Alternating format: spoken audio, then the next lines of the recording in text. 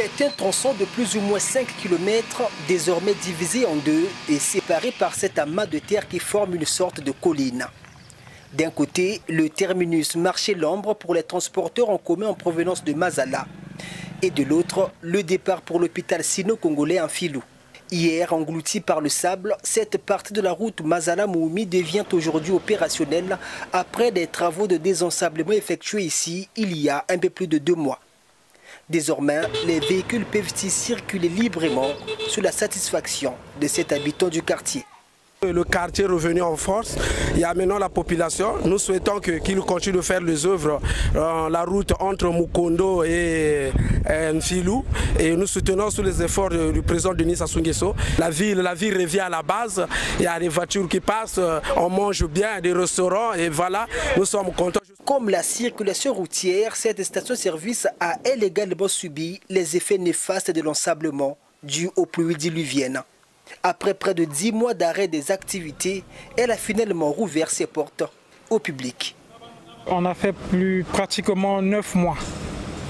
9 mois et c'était pas facile en fait. On a repris le 17 octobre.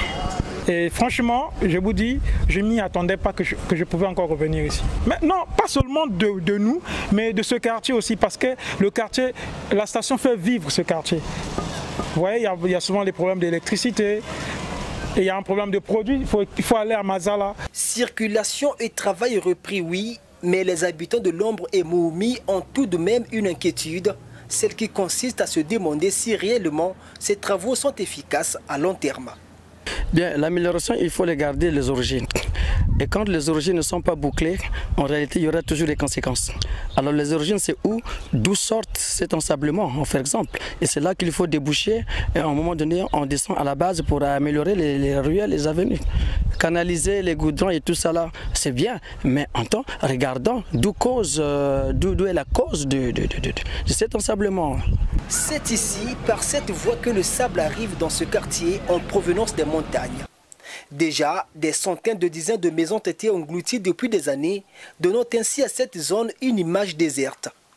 À la question de savoir quelle est la principale cause du malheur des habitants de Mououmi, il faut aller au sommet de la montagne pour y découvrir derrière cette grille ce trou vertigineux.